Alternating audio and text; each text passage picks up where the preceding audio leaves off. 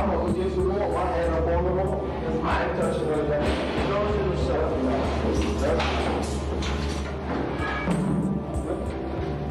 He knows himself. What are you doing? What are you doing? Hey,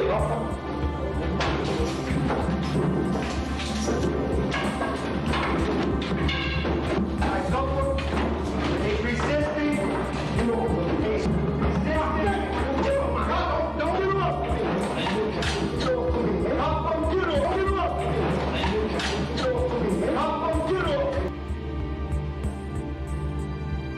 Yeah.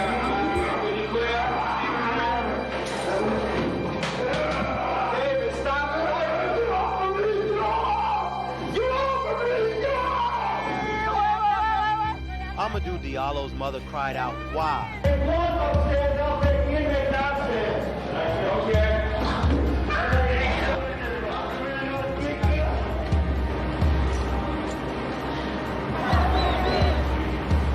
Take him upstairs. If one upstairs, I'll take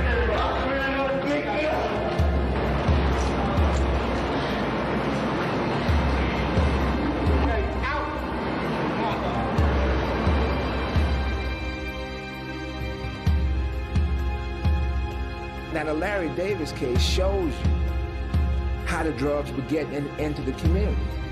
It was through the police, right? And the police bring the drugs into the community. People get hooked on the crack, the cocaine.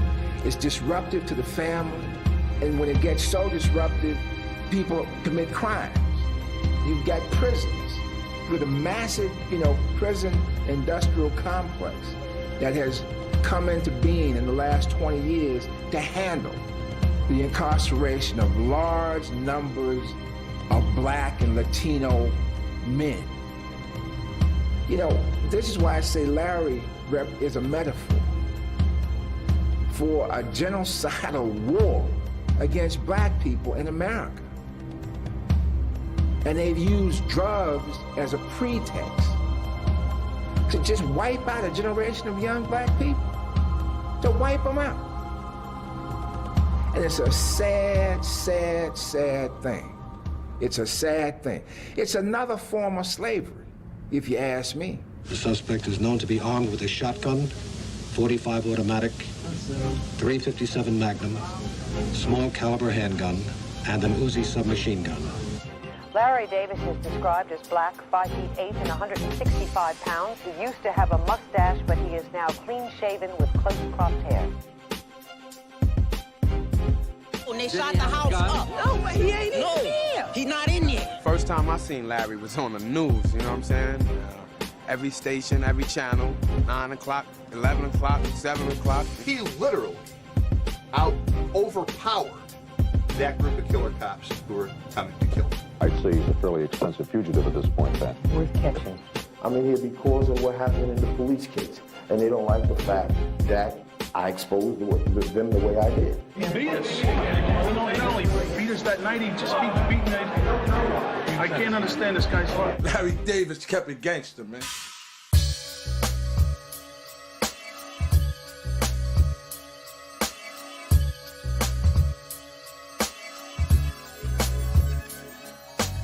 He was a known kid in the community. As far as I can see, everybody knew him.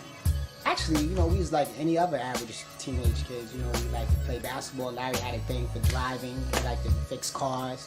He liked to fix motorcycles. Well, I was a church-going kid. I stayed into hobbies. Like my best hobby, I used to work for motorsport and build motorcycles. I used to build motorcycles and stuff like that, different kind of motorcycles for the company. And I was young doing that. I had good jobs, and I did what young kids would do. He liked the music. He had his little studio. He was trying to put out his own record. So basically, that's what we was into. Rap was, getting hot at that time. So basically, that's what me and Larry, that's what we was into at that time. It was really on the music business tip. In my circles, I didn't come across a Larry, you know what I'm saying? But when I did meet him, I was surprised to see that he was on a level as these other DJs. Larry played the piano, the organ, the keyboard. He was too musical for me. Eventually, he taught me the structure of songs and stuff like that with bridges, you know what I'm saying, with verses, choruses, intros, outro, etc. You know what I'm saying? Larry taught me all that. Back then, you didn't have too many brothers like spending their money and into a record company. He knew a couple of people in the business, you know what I'm saying? From Jimmy Douglas, you know what I'm saying? Bill Underwood, who was working with his brother. Gene something. And I know he used to manage New Edition cats, Teddy Riley and them. And he hooked up with this guy. And you know, he was sending them the contracts, and he was like, you know, like, y'all don't believe me? I got this contract. You better read this. He gave us the contract to read, and we like, oh, it's real. And he was like, yo, Sharon, listen, the world is bigger than a block, B. You know what I'm saying? The business you trying to get in, this music, this entertainment, you know what I'm saying? They got all types of people, and you can't carry that type of attitude because you'll never get nowhere. So we was all right. We got girls, we got all that. We didn't have nothing. We didn't need to do anything to boost our ego. But what we didn't understand was this. In 85, if I'm correct, 86, that's when crack first started coming crazy in the hood.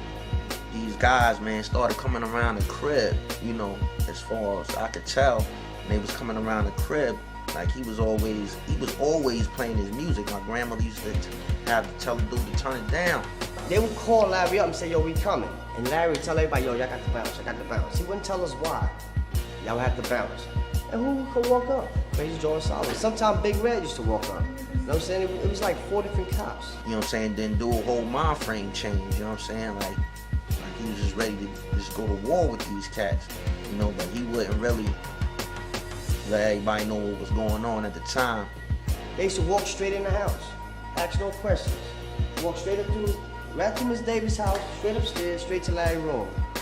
Sometimes don't even knock, just walk straight in. Like they had a warrant or something, you know what I'm saying? Joe had a method of recruiting people. He used to come around and shake down a lot of the young people in the area, and he would have all types of different pictures, and he would say, well, you know, as you see, we have pictures of you, and we know where you live at, and, you know, all we want you to do is, you know, you can make a little money just coming and standing in line up because, you know, we have a rapist walking around. It's called Operation Condor, and it's federally funded to the NYPD to give officers overtime to go into what they would term cleaning up drug-infested neighborhoods, mainly Washington Heights and the South Bronx. So if you get pulled into one of these details uptown, every night you have to make 5 arrests, and this way you get overtime. Police was coming through, and I'm not saying everybody, we talking about a few. A dirty few, you know what I'm saying? That will come through and tell you, boom, listen, you're gonna pump this. Now they're making small-time arrests in the neighborhoods, giving kids in the neighborhood permanent records, arrest records, picking them up for maybe drinking a 40-ounce or smoking a joint. And they're going out and doing that 5 times a night, maybe 4 or 5 guys to a unit. Now, if they don't make those arrests, they get bounced out of the unit as they're being deemed not productive. There was 2 types of officers. One type, if the right situation just happened to come around and they felt comfortable, they would rob and steal. There was other officers who would go out and hunt for opportunities to commit corrupt acts. While some have said police corruption is not a widespread problem, the Mullen Commission says police corruption is a serious problem confronting the city. Any kind of organized crime cannot go on in the United States without the cooperation of the police department. Police got from the point where they might have got a couple of dollars for not busting somebody, not doing this, not doing that, to where they can be making crazy money overnight off this crack thing. Dowd talked about how he made as much as $8,000 a week by protecting and sometimes shaking down drug dealers, how he often showed up to work at the 75th Precinct in Brooklyn in a drunken stupor, and how he snorted cocaine while in his patrol car. I was using drugs heavily. On the job? Yes. In uniform? Yes. While you were on duty, you're saying? Yes. What kind of drugs are you talking about? Cocaine and alcohol. Were you trying to conceal your use of drugs and alcohol on the job? In the beginning, I did. What about later on? Well, I used to do it off the dashboard.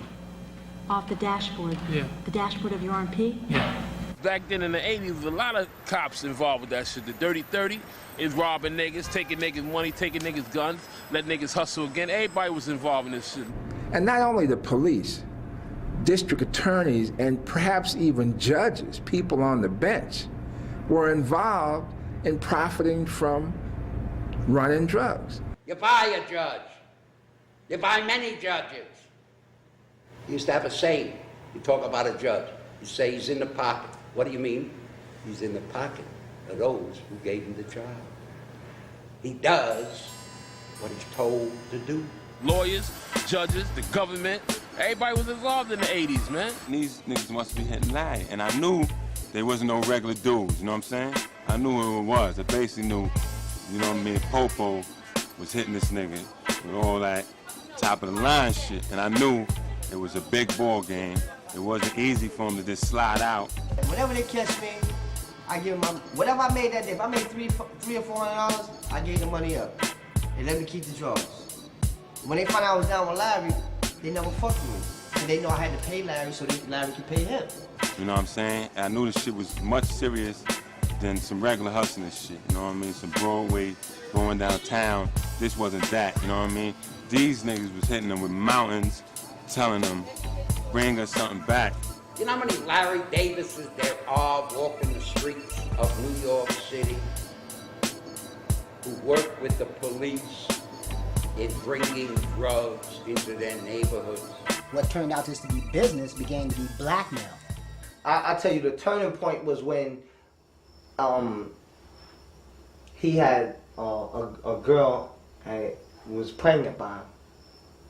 You know what I'm saying? It's a girl he cared about. When I lost my son and, you know, involving the woman I was involved with at that time, it was time to pull away from that kind of, you know, dealings in terms of the drug thing.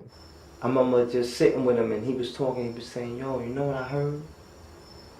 I heard the reason why the baby died is cause, yo, it was on cocaine.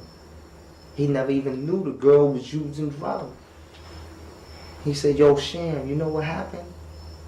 I found out that homeboy, talking about one of the police, you know what I'm saying, was the one supplying her with it. This is somebody that I was doing business with, Sham. I said, what?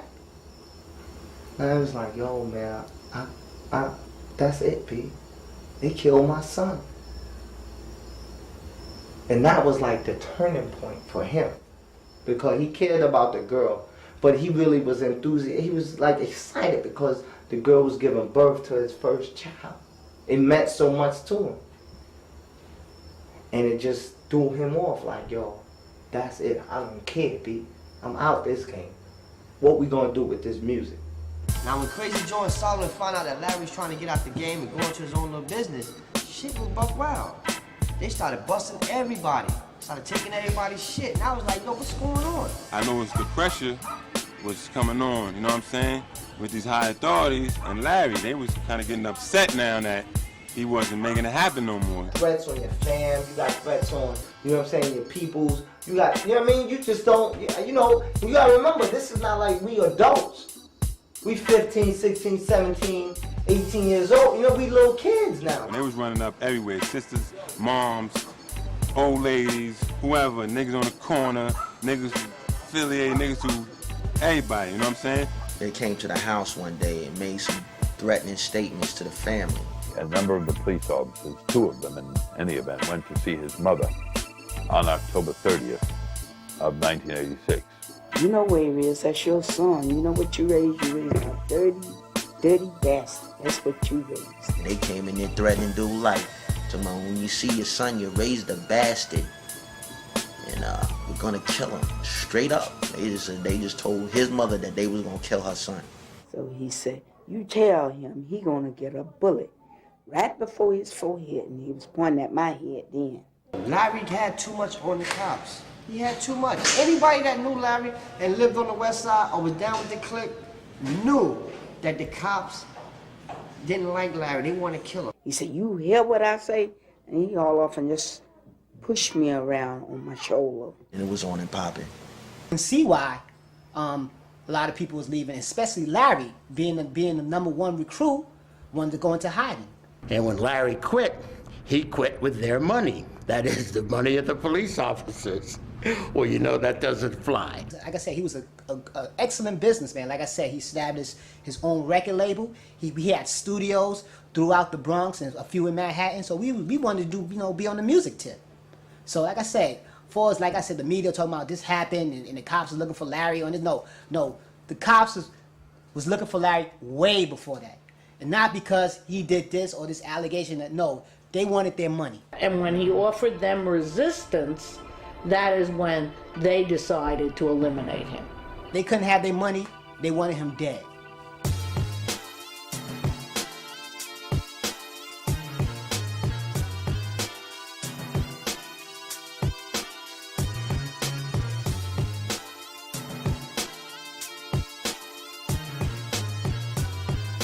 It looked like something out of a movie, man. I mean, it was crazy. They had the SWAT trucks, you know what I'm saying? You know, the dudes dressed in black, SWAT team. I said, don't shoot. My grandchildren in it, too many grandchildren in it. Then there was a cop in front of us with the big white light, and he had the gun pointing at us, telling us to go upstairs. People crawling on the fire escape. So I'm looking and shit, I'm like, yo. And I wake up my brother and my cousin, and we run to the window and look. Then we run downstairs and tell my grandmother. I went out, and they had the guns sticking straight up all over, just guns. So, in the hard hats all behind the cars, like they were, I don't know, like gangsters or something. Come out with your hands up. I said, what's happening? He said, ain't you Miss David? I said, yes, I am. You look outside, they got the trucks pulling up with the high intensity light, flashing it on the house. They come in there and escort everybody out the house again. We got another call. This is like 12 o'clock at night. And that Friday before that, they just came in the house. So they throw me up against the fence. And I failed. I told him, I said, I'm sick. So I'm having chest pains. I said, I feel like I'm coming down with a heart attack.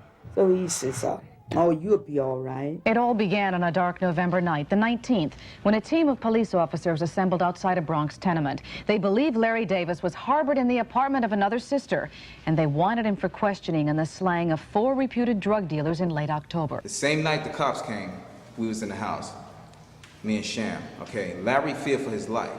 Larry asked me and Sham to stay, but I begged Sham to leave because Larry kept telling us that the police kept harassing him. We seen the police circling and kept harassing the man. But Larry just stood at distance and just stood there and kept saying that the police is trying to kill him. So next thing I get a phone call, and it was somebody about a magazine talking on the phone. And I was trying to get off the phone because I was cooking, but they just kept going on. And to me, I'm like, what are you calling me like 7 or 8 o'clock anyway? I was trying, I'm noticing something strange already, because all of a sudden a magazine people gonna call me, and nobody never called me before. I felt as they just was trying to tie up my line. So I says, well, you want us to enter the door? You got a warrant. He said, there was no warrant. We'll knock on the door, and if he doesn't come out, we'll see if we can bullshit our way in, or maybe talk him out. Somebody tapped my door, and I just said, come in. And I'm in the foyer, in the hallway of between my kitchen and going out the door. I was leaning on the washing machine on the phone. And as soon as I said come in, they just bum rushed my house. When I walked into the lobby, I got like 2 steps into the lobby when the apartment door opened, and I saw the detective. He did one of these. Freeze. They had guns right in my face, rifles, not guns, rifles. Like they were coming to kill somebody, assassinate. I said the money was on the table. Don't shoot. The kids are in the room. Don't shoot. Take the money. I heard something going like a firecracker, and I just dodged towards my kitchen because my kitchen was right there. When he shot at me, I had a 9mm on it. I had it on my side. I spent with the little girl and I hit the floor. And I realized when I looked up at the ceiling, I realized I was still there and that I wasn't out, that I actually was still alive. And they apparently thought that he did get a bullseye shot between the eyes. But when that gun shot, when that fire, that bullet came out that 12 gauge. It was right between my eyes, and I can see it coming in. As it came, I just pulled myself back with it. Because it hit me here. I had my head like that, and I could see it coming, and I pulled myself back like that. And I hit the floor with a little girl in my hand. They were in a big hurry, and they got there, and they were running when they got out of the car. And they literally ran in. And as they ran in, they were loading the shotguns and loading the rifles. I can hear the cops, one of the cops telling him, finish him. Finish everybody in here and let's get out of here. We had information that some of them were drunk, that afterwards the police surgeon could smell liquor on their breath. And an officer came in the kitchen and had me at gunpoint at my kitchen window. And as soon as he went to try to get back out, I just kept screaming out the window, please somebody call the police. She was screaming like crazy. The detective ran right in the apartment. There was no way to stop. He just took off. We had to go in. I fired one, hitting him with impact into the mouth, and then coming out the back of his neck, and he flew in the air into many of the other cops who was back behind him with weapons. So because he was between them and myself, they didn't begin just immediately shooting because he was there, and many of them dropped their guns trying to catch him in the air. And when he opened up and fired, and they panicked, they dropped 7 weapons on the floor, and they fled. When some of them caught him, they dropped their guns. And they said, back out, back the hell out. He got one, get out, back out. They're yelling and screaming, and you hear this, massive noise, yelling, screaming, cursing each other out on their way, pulling out. Get the hell out, back the F out, cursing. And the last cop that was in the kitchen with me, he peeked out to see what was going on, and that's the cop that got glazed in his head. I stick my head out, and I could see the cops there, and they began firing, trying to hit me in the head. And they had machine guns too. They were spraying the whole wall, looked like Swiss cheese from the hose. They were just shooting randomly. So I already had a visual perspective of where they were because I had already looked out. So then I grabbed the bedroll off the back of my sister's closet, which is right there in the hallway. And I said, I'm gonna use this as a decoy to make them think I'm running out there. So I threw it, and they began chasing it, shooting it, the bedroll. And when they did that, I came out and I fired, and I had hit one point-blank blast in the face, and I caught the other one on the floor because I already knew where they were. My house was so crowded that they could have ran into each other and shot each other. That's how crowded it was. And then there was more, and I can hear them yelling, Greta, he just got him, get out, back out. They were screaming and took there's blood all over the place, back out, screaming and cursing and everything. He wasn't afraid, he just started shooting. I couldn't see the man to get a shot at him. I just kept firing to keep him away from me, and I imagine that's what everybody else would do, just to keep him back. He was a lot of gunfire. I seen more right at the door, so more started coming in. Then I bent down and looked from behind, looked out through the exit there between the living room and looked to see where they were, and I could see them in there ready to fire again. So I went into the bathroom, came in, and I knew where they were. And I started firing through the wall, and I knew exactly where they were, and I hit another one in the mouth, part in the mouth, and I can hear them say, "He's coming through the wall, get out, back out. What's going on? Look, just take that and go down to the corner and make a right. As I caught those two through the bathroom, one was coming up through I caught them through the wall in the bathroom. One was coming up, trying to do some type of Scarface move on me. He was coming up, climbing into the window, and he had his gun in his hand. And as I seen him coming, sticking his head up in the window, I jumped on the toilet bowl, and I kicked him right out the window, and I can hear him screaming and yelling as he hit the floor. I wish the media would stop second-guessing what happened in the apartment, what went wrong. This is a dangerous profession. Things go wrong. There's nothing you can do to stop it. The same procedure would have been used the following day to hit the same apartment. No one is to blame except for Larry Davis. All I was thinking is my baby's somewhere dead. because I seen a baby blanket and it was full of blood. And I guess it was from one of the officers because all the children were fine. But once I seen the baby blanket with the blood, all I kept saying is, one of my kids is gone. I began to yell to my sister, "Are you all right? Are you all right?"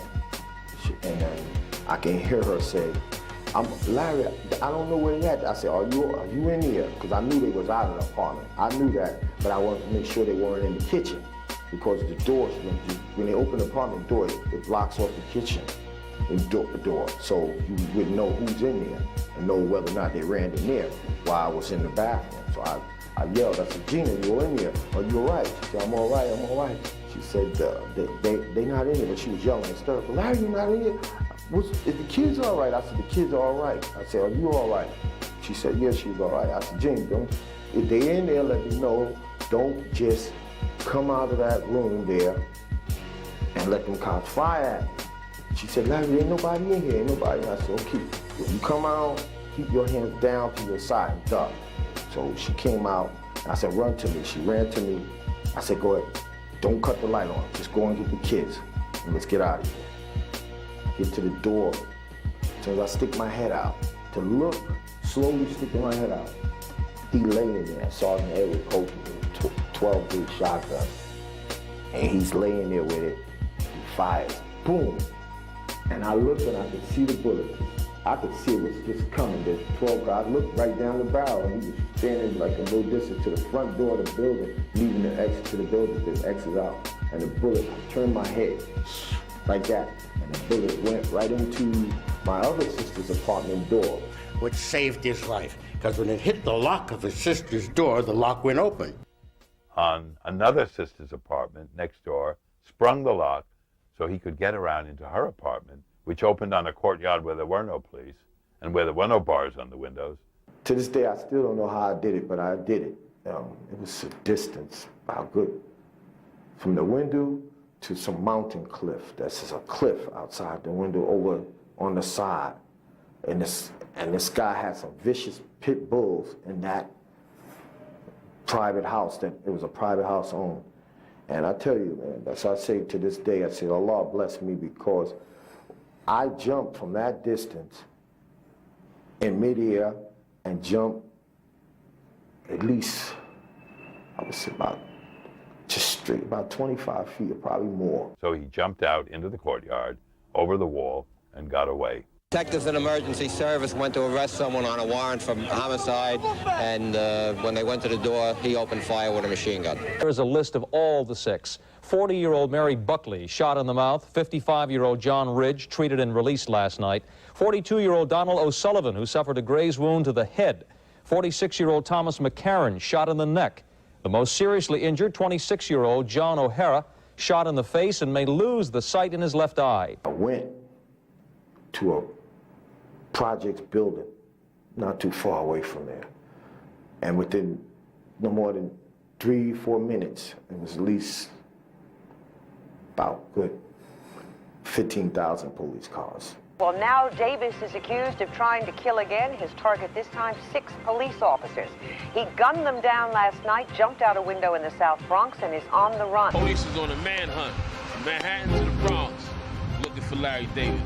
Fuck the streets, so we had to close down spots, man. Being honest. Coming down on the bus, 41 bus, and the whole Webster Avenue after Fordham Road was shut down. I'm looking off the project building roof, and I can see everything. So I said, I gotta go check and make sure they didn't kill my sisters, though. So what I did, I came before they could start getting, because they were trying to get people off the street. Get off the street, get out of here, scaring people off the street.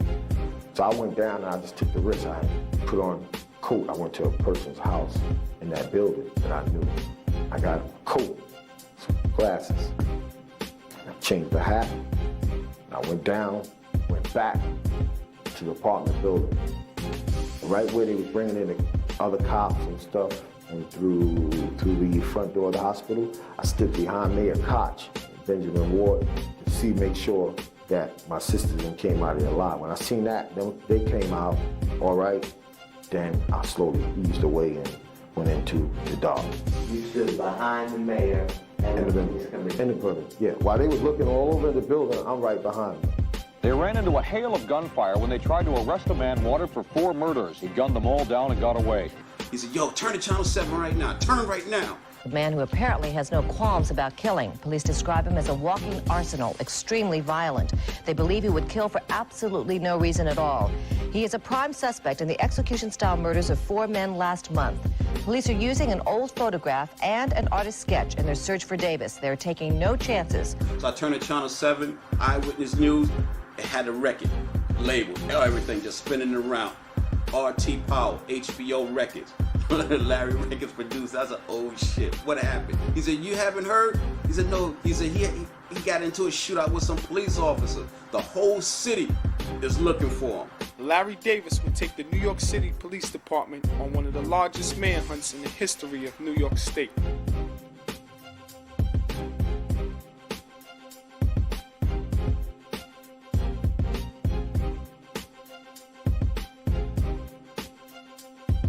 Little kids, 3 and 2 years old, and they shut the house up. No, but he ain't in there. He's not in there. Like everybody else in New York, Kunstler and I first came in contact with Larry Davis by watching television. Like everybody, we were glued to the television set, first with the details of the shootout, and then with the hunt for Larry Davis. It was astounding when I first heard about it, because it was like the Robin Hood of the ghetto. The obvious tension relaxed once police, after searching the house and the neighborhood, decided that Davis was nowhere to be found. New York City Police Department can break you down. You can ask just about any drug lord that's locked up behind now how they broke up their crew and got this brother to snitch on you or whatever like that. This brother was out here on the street, 19 years old, just turned 19, I believe, handling this stuff by himself for 2 weeks straight. And of course, it was our fear that he was never going to survive to see the light of day, that the police, once they caught him, were going to kill him. I knew they were watching everybody, any and everybody. If you didn't even have nothing to do with the situation, if you just knocked on my door, you was going to be watched later on. I guess when the police came to my place, based on the label, they know that he was dealing with some type of music. So they wanted to find me to see if I can get in contact with him. Earlier today, police had blanketed the neighborhood around East 168th Street, where Davis, the night before, had shot 6 police officers. Police went door to door, questioning neighbors, anyone who might have seen Davis. They asked me, they said, listen, can we bug your phone, tap your phone line? They said, we can get a permit for this, some type of, whatever like that. I said, go ahead, do what you want to do. I doubt very seriously the brother would call my house. And like I said, shortly after that, the brother called the house, right? So, pick up the phone, and I said, my usual, yes. And I said, who's this? He says, me. I said, who's me? He said, you know who this is. And I started laughing. I said, yo, man, what are you doing, man? What are you doing? And then he said, oh, man, shit just went crazy out here, man. I said, well, tell me what's going on, man. Just tell me the whole thing. And he was telling me his point of view right then on the phone, right? And I said, yo, man, they said that you had a shootout with the police, man. He said, yeah, man, they tried to kill me. They came in my sister's house and they tried to kill me. And they tried to kill my little nieces and nephews and stuff like that. So I couldn't let that happen. And he said, I wasn't trying to kill them. I was just shooting at them to back them up out of the house. They were shooting at themselves. I knew about the wiretaps. I knew everything is to know about the police department. Don't say any more right now because they right here in my house. He said, they right there? I said, yeah. So he hung up.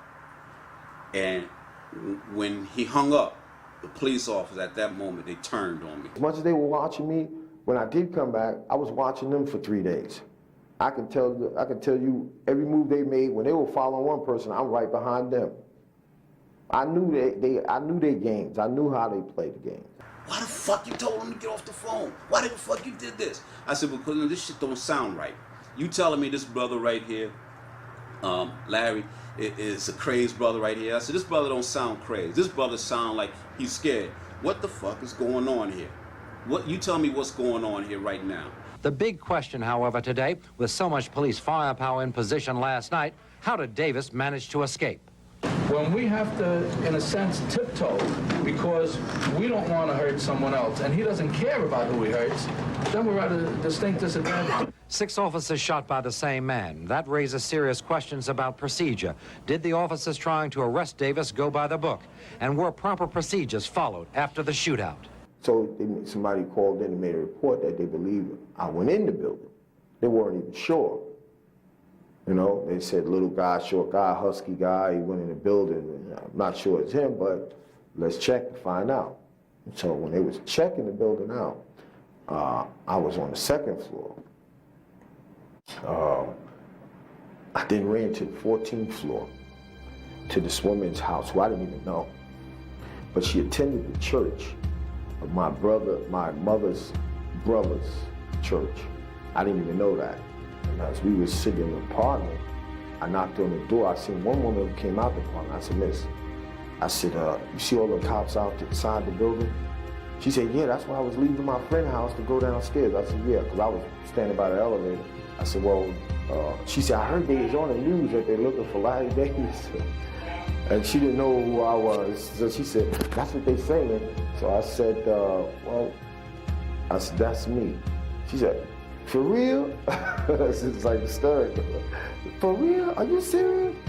I said, "Yeah." I said, "What I need to do right now, I need to get in safe haven for an apartment here just to be easy for a few minutes, a few hours or something until we clear out. I can get out of this building." 20-year-old Larry Davis is still on the loose, the prime suspect in as many as 7 murders and the wounding of 6 New York City cops. I went in the apartment. She didn't even know me. I went in the apartment and I explained the situation. And she was a very religious woman. She had some beautiful little children, playing with her children. And as we sat there, hoping these guys clear out, I'm hoping these guys clear out, me and her began to talk, and then we find out that she goes to my mother's brother's church, and she knew they was buddies. Her husband came home. He was so scared. I mean, I ain't never seen it in my life. He's up there, "Lord Jesus, please, please, please." This is the way he was talking. "Please, they gonna kill us all. Oh God." I'm like, "Calm down, brother. You gonna be all right. Trust me on this. You gonna be all right. Just calm down." Reports on the latest police moves to find their man. The city's most wanted fugitive is still Larry Davis. For a week, police have been combing the city and conducting searches like this one of Davis's family's house.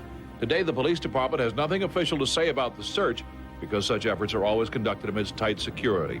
I came up with a plan that I learned a long time ago with dealing with the cops. So I said, "Listen," I told her husband, I said, "Listen, the kids ain't eat a big meal, man. Go get the kids something to eat. I'll give you money." I gave him the money. I said, "But this is what I need you to do at the same time to get the kids a meal." Chinese store downstairs. I said, "I want you to go call this number," which was my mother's house. I said, "It's wiretap." I said, "Do not stay on the phone no more than 1 minute, less than that, and even less than that. Just get this message across." I said, "If you stay on there anything past 5 minutes, they tap the phone and they'll know right where you at."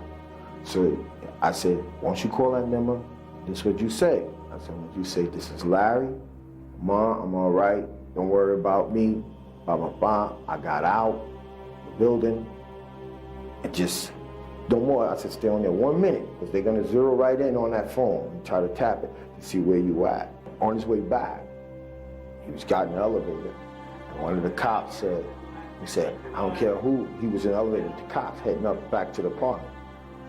And the cop said, "I don't care who got him in this house. I'm killing everybody. Anybody who holding him and hiding him in this house," talking about me, "I'm killing everybody." So this guy's in the elevator. He already knee knocking, so he's scared to death. So first thing he thinks, this cop's going in there to kill his family. So then he goes, and he said, "Listen, I would like to speak to your superior officer." I said, "For what?" "Because you talking about killing people's families and stuff of this nature. I would like to speak to him because that's not the way you're supposed to be talking. I think I know where Larry Davis at." And they came out with it. Then they brought him to some superior officer, then told him where I was. If he realistically wants to give himself up, no cop is going to hurt him. No cop is going to touch him. When we took the person who killed the 10 people in Brooklyn, nobody touches these people. I was not coming up out of there to new NYPD because I know how vicious they are, and I was not just going to walk in the hands of NYPD. No way. I knew exactly how to get down. For Larry Davis to do that incredibly brave, incredibly audacious act, say, I'm not going to be a victim, you're not going to go to church and cry over my body, because I'm going to make sure that I walk out of this.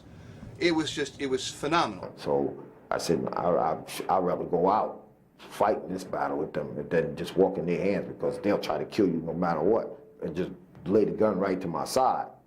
I told them I want the FBI then. I want to talk to FBI.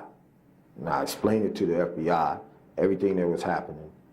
And they told me, listen, we'll go over this, and we'll work with you, get you out of the situation. And then to, just come on out of there, lad.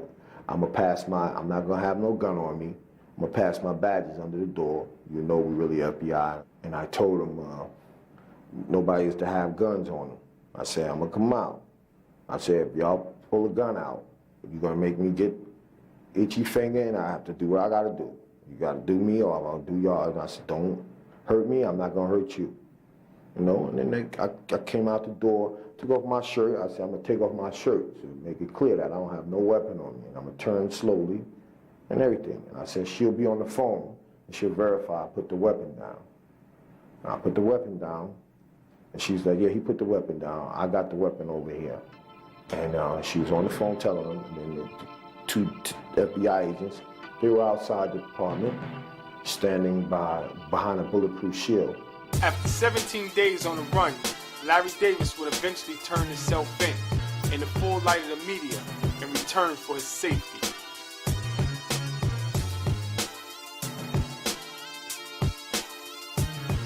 The detective ran right in the apartment. There was no way to stop. He just took off. We had to go in. I think he should be shot by all those 9 cops, because this city's going to hell.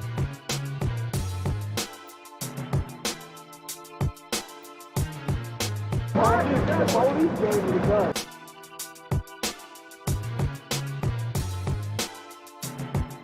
He actually engineered his own surrender in the full light of the press. He knew if the media was there that what would happen is that the police would not be able to vent their anger on him. So we were very surprised and certainly very pleased to find out that he had survived his ordeal with the police. And I think we got the call shortly after he was taken into custody. Originally, Stanley Cohn was representing him. Stanley at that time was working for the Legal Aid Society. And Kunstler, who was the best-known civil rights lawyer in America at that time, got the call, and we met Larry shortly after that. As soon as I heard about the case, Bill was sketchy about it. I think Mrs. Davis had gone to see Bill. And when I listened, I says, this is the most important case that you people are ever gonna see. And so Lynn says, well, get out to Rikers Island and talk to Larry.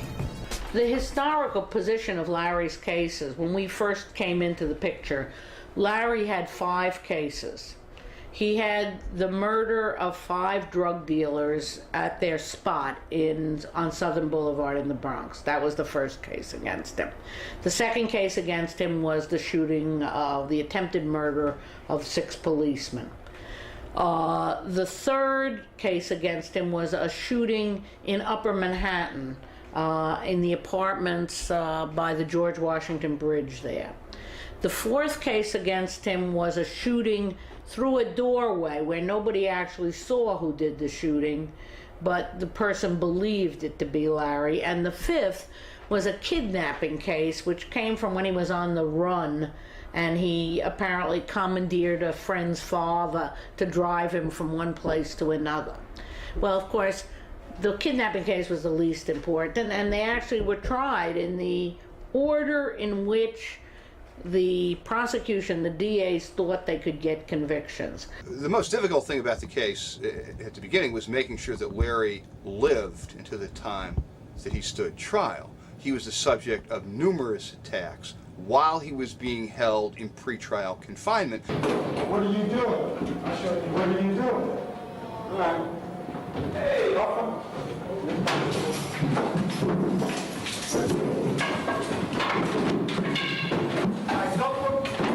Make resistance.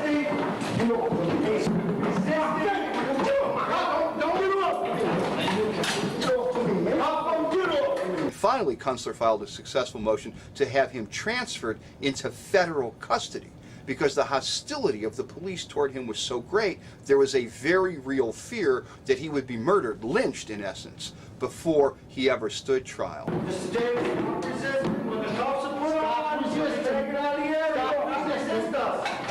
Yeah. Can you clear? David, stop it. Get off of me. Get off. Get off of me. Get off. Fighting us. You know, stop fighting us. Larry was held initially at Rikers, then he was moved to the Bronx house to be closed for trial.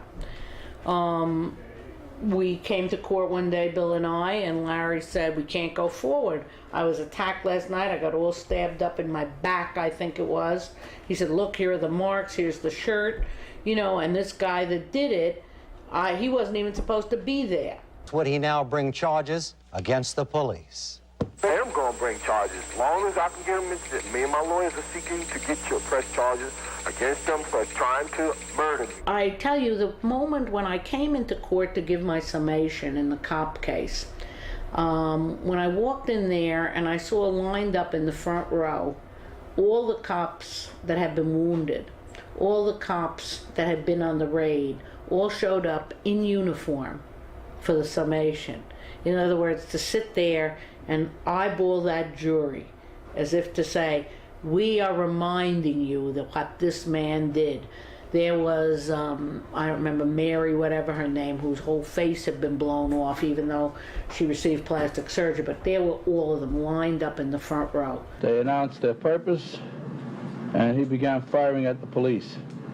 Police returned their fire, and the blue line is basically a concept that has to do with the loyalty and fealty that one cop has for the other, and that no matter how heinous the crime a brother officer may commit, the other officers are going to be silent about it or are going to cover it up. Our self-defense of Larry in the apartment, hinged on the fact that the first policeman that rushed in there saw him at the end of the hall, rushed down and shot him with a shotgun. When I walked into the lobby, I got like 2 steps into the lobby when the apartment door opened, and I saw the detective.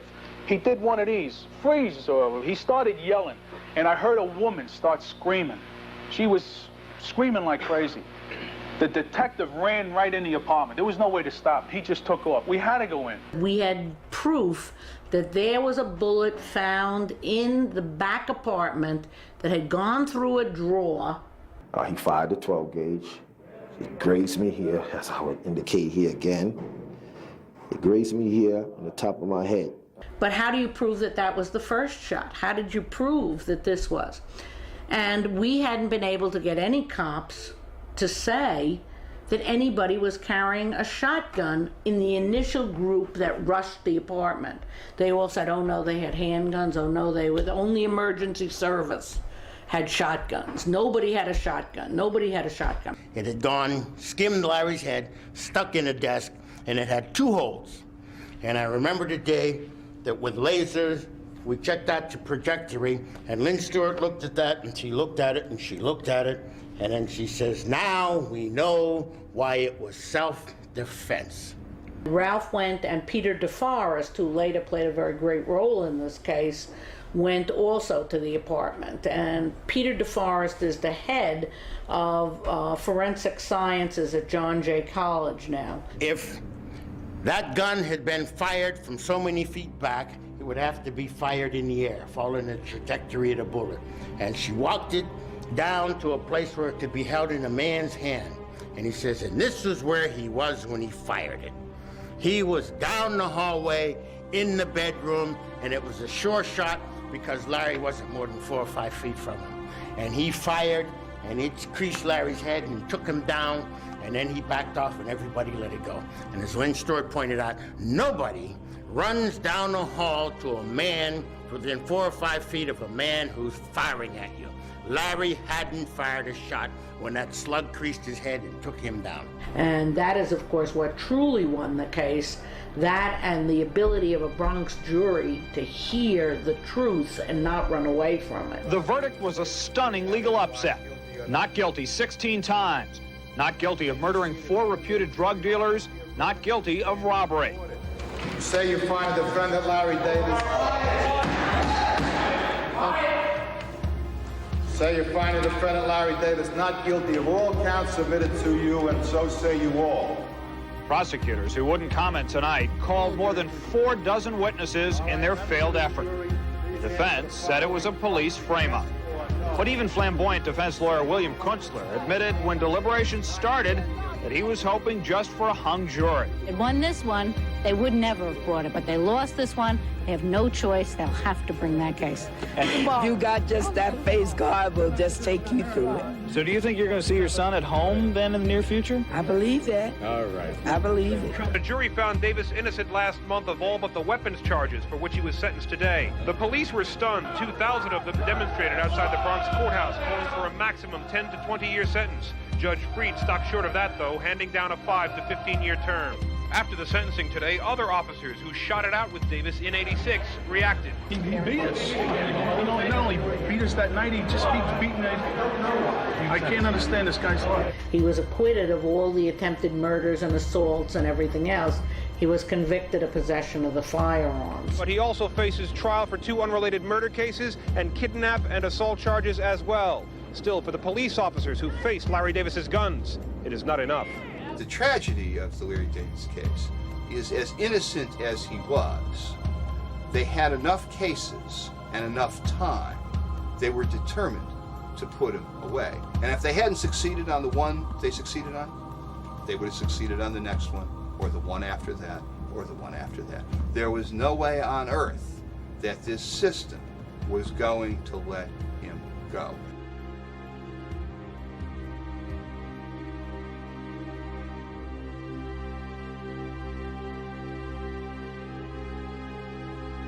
Right after I get acquitted of the shooting the cop case, then they put an all-police jury who related to cops in one way or other. In fact, you had some people who were, one who was a law enforcement officer sitting on my jury.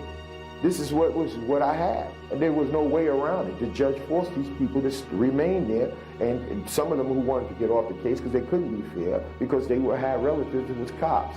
Throughout this long months of this case, there has been a third prosecutor, or rather persecutor.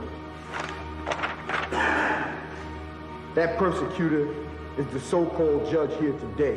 Throughout this case, Davis has painted himself as a victim of corrupt police officers. He says he was a drug enforcer for rogue cops. He says he shot his way out of his sister's apartment only in self-defense. He even brought character witnesses to court today to tell the judge about his recent religious conversion to Islam. This case surrounds the drug dealer being killed. The drug dealers who were a part of a drug ring set up by the cops. These drug dealers refused to turn over money to the cops. Cops sent other drug dealers to kill this individual. The ones who killed him, the person, the drug dealer's wife who was in the apartment that day, she witnessed the actual person who killed him. This woman who was there in the building the night of the murder gets on the stand and says, blurts out, in fact, because the judge and the prosecutor were doing everything that they could to prevent this lady from saying this. But she said, she blurted out on the witness stand, I don't want, something to the effect of, I don't want to send an innocent man to jail. Now, during trial, we had requested this witness come forward, and the district attorney had control over this witness. They refused to give us the accurate information so we can interview this witness. Now, I spoke to her after she came off the witness stand. I spoke to her in the courtroom. She told me that she was a good friend of the murder victim's wife, Miss Torres. I think her name is Maria Torres. And she said that Miss Torres told her that those 3 men, I think the last name is Matos, Gall, and there's another guy named Tiki. She said his arm was cut off. They were Spanish. She said that they were responsible for the murder and not Larry Davis and his brother Eddie. We brought in her neighbor, who was her best friend, and she told her who did it. And it was the district attorney's witnesses, 2 witnesses who were drug users and drug dealers.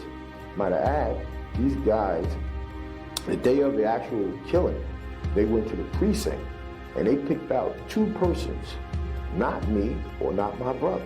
I covered this in detail. I gave names, full names, addresses, direct quotes, testimony from that trial. And I guarantee that if you go back and look at the daily news stories, the New York Times stories, the Post stories about that coverage of that particular trial, you won't see anything in there about that testimony. There's a perspective that says the police department is always right. The white side is always right. And if he's a black man, he must have been wrong.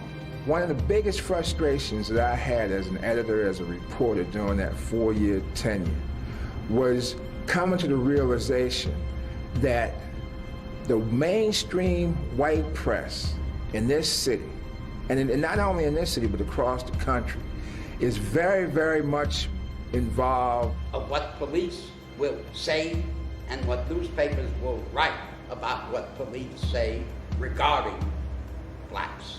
They don't tell the whole truth. They don't tell what people need to know so they can make intelligent and informed decisions about a particular case. The media had a campaign to slander him, to make it look like he was some kind of a urban terrorist. And they don't like the fact that I exposed them the way I did. They don't like that. And they want to make the public believe that I was guilty of something to justify their actions. You can send me to no man's land and lock my temple away for life. But the spirit that I possessed on November of 1986 will live for life. It's been 16 years in this prison, and Allah has kept me strong. Though time to time my body gets weak, my mind stays strong. I have come to see that I am the master of my destiny, and Allah is the only one who could set me free.